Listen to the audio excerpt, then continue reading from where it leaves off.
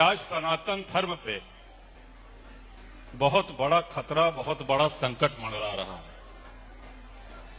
और हिंदू उसको मौन होकर के सुन रहा है, उसका कोई प्रतिकार नहीं कर रहा है। एक दो उदाहरण आपके सामने हम रख देते हैं।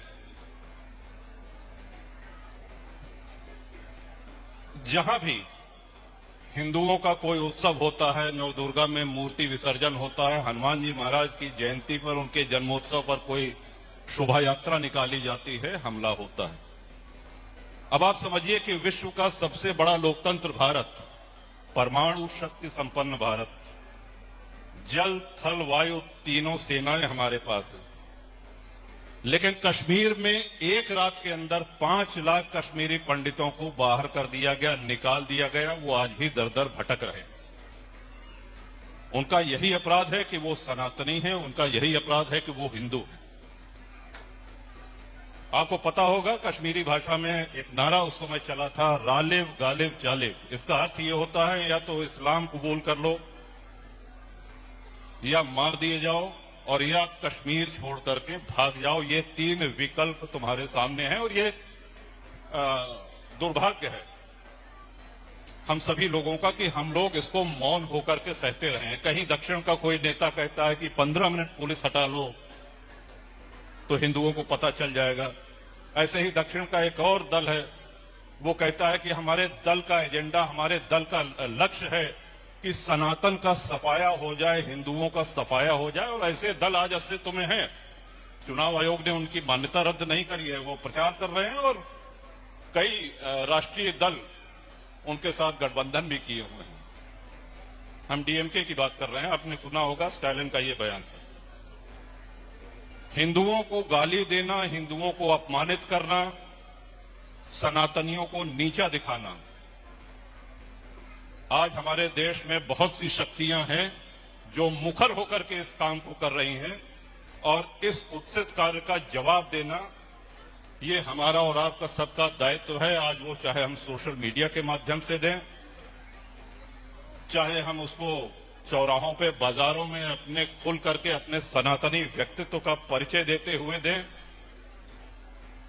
क्योंकि धर्म सम्राट करपात्री जी महाराज हमारे यहाँ के, प्रतापगढ़ के गौरव वो।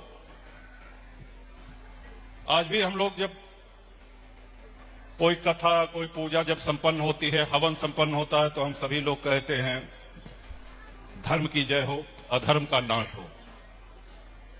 धर्म की जय तभी होगी जब अधर्म का नाश होगा, और अधर्म का नाश करने के लिए कोई ऊपर से नहीं आने वाला है। आप ही लोगों को करना पड़ेगा, हम ही लोगों को करना पड़ेगा, हम ही लोगों को उसकी तैयारी करनी पड़ेगी। हम अपने घरे बैठा रही, हम कुछ न करी और अधर्म का नाश हो जाए, ये नहीं हो सके। भगवान श्री राम ने अवतार लिया,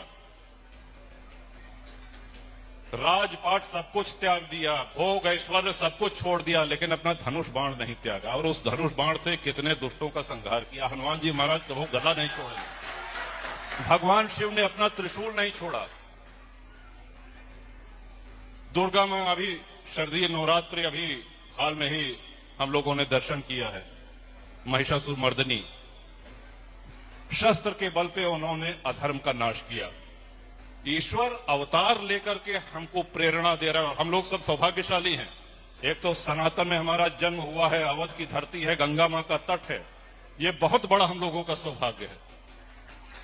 आप ये समझें कि कुंभ में, महाराज हम लोग कुंभ में कई दिन प्रवास किए हुए प्रयाग में। दक्षिण भारत से कुछ हमारे मित्र आ रहे हैं, गंगा जी स्नान करके गए, तो जब वो लौट के पहुंचे वहां पे, तो आसपास के 2-4 गांव के लोग उनका चरण स्पर्श सिर्फ इसलिए करने आए कि एक गंगा में स्नान करके आए हैं, संगम स्नान करके आए हैं। इतनी अधिक महत्व, और हम लोगों का कितना बड़ा सौभाग्य है कि हम गंगा मां की गोद में वास करते हैं।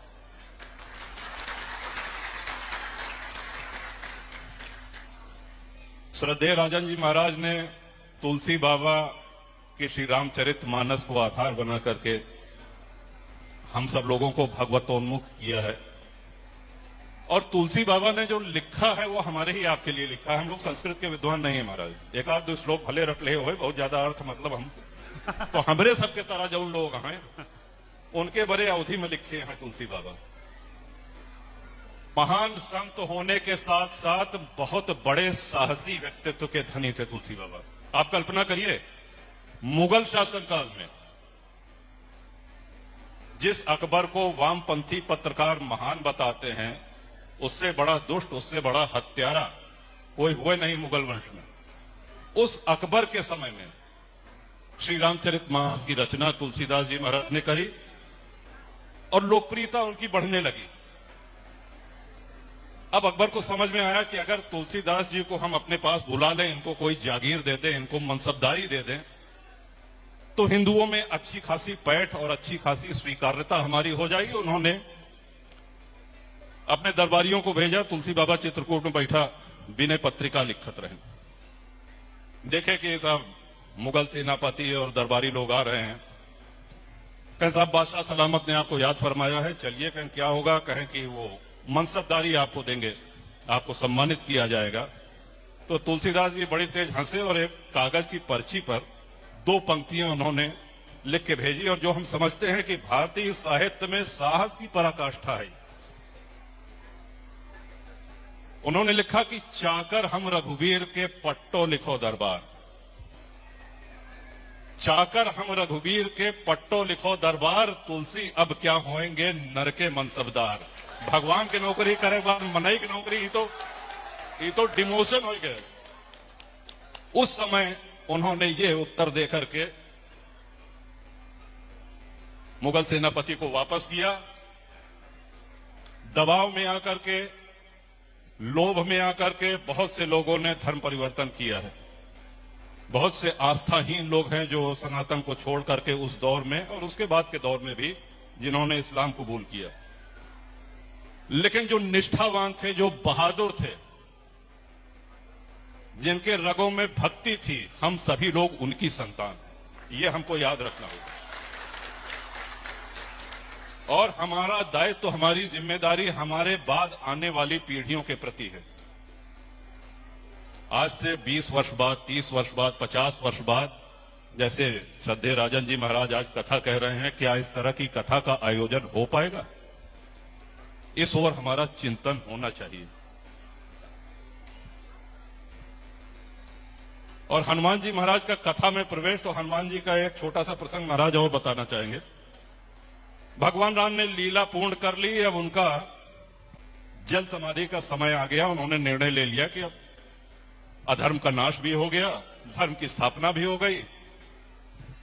और जैसा कि हम कहते हैं कि भाई भ्रिकुटी विलास सृष्टि लय होई, जितनी देर में हम लोग पलक झपकते हैं, इतने देर में ब्रह्मांडों का लय और प्रलय करने की क्षमता प्रभु में है।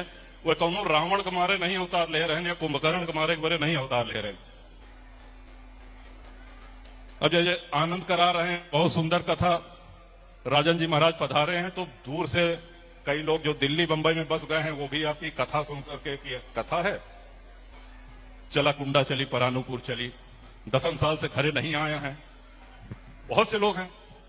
अब यहां आकर के जब उन्होंने 10 साल से अपना घर देखा कि ये तो ताला बंद है, तो कहा अब यहां महाराज की कथा भी सुन रहे हैं और चलो जरा घर की साफ सफाई भी करवा दे। 2-4 लोगों को बुला करके कीड़ा मकोड़ा चूहा बिल्ली जितना रहेंगे थोड़ा जाला वाला सफाई हो गया, तो 1 पंथ 2, लेकिन वो अपने घर की सफाई कराने नहीं आए थे, वो आए थे कथा सुनने। ठीक उसी तरह प्रभु राम ने अवतार लिया है भक्तों का कल्याण करने के लिए, धर्म की स्थापना के लिए, और आने वाले युगों तक उनके उस चरित्र को स्मरण करके हम लोग भवसागर से पार हो जाएं, जीवन और मृत्यु के इस चक्र को तोड़ सकें, इससे छूट सके। ये प्रभु राम के अवतार लेने का हेतु है। और राम जन्म के हेतु अनेका, परम विचित्र एक ते एका, और उनके जन्म का ये कारण है, बस यही कारण है, इदम इत्थम कही जाए न सोई।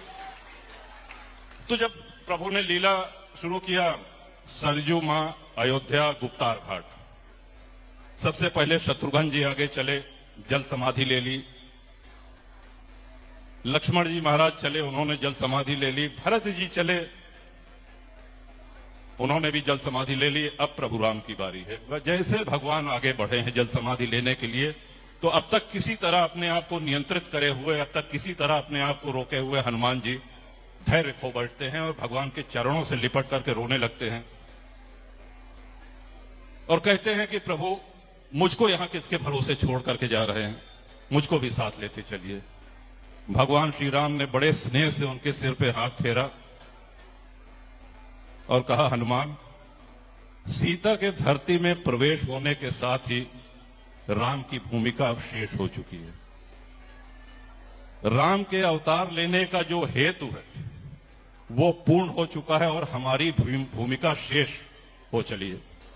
लेकिन रामत्व की ये जय यात्रा और राम के मार्ग पे चलने वाले भक्त जनों का मार्ग सदैव निष्कंटक रहे और रामत्व की ये जय यात्रा आने वाले युगों युगों तक निर्बाध रूप से चलती रहे, इसका दायित्व तुम्हारे ऊपर है और इसलिए तुमको यही धरती पर रहना होगा। तब बजरंगबली ने ये वरदान मांगा कि प्रभु आप छोड़ के जाता है, कम से कम इतना वरदान दे दें कि इस धरती पे जहां कहीं भी श्री राम कथा होगी, जहां कहीं भी श्री राम का भजन होगा, मैं वहां पहुंच सकूं। आज हमारे बीच में यहां भी उपस्थित है हनुमान जी महाराज। भले हम और आप देख न सके, लेकिन उन श्रद्धा से उनको अनुभव करें और हनुमान जी का बल पा करके हमको और आपको धर्म की स्थापना भी करनी है, अधर्म का नाश भी करना है। इस शुभ अवसर पर पुनः एक बार श्रद्धेय राजन जी महाराज के प्रति अपनी कृतज्ञता, अपना भाव, अपना सम्मान अर्पित करता हूं और आप लोगों के तरफ से चिरंजीव आनंद को ढेर सारी शुभकामना। धर्म पथ पर अग्रसर रहें, मुखर रहें, विजयी हों, सुखी रहें, स्वस्थ रहें। बहुत बहुत धन्यवाद। जय जय श्री राम।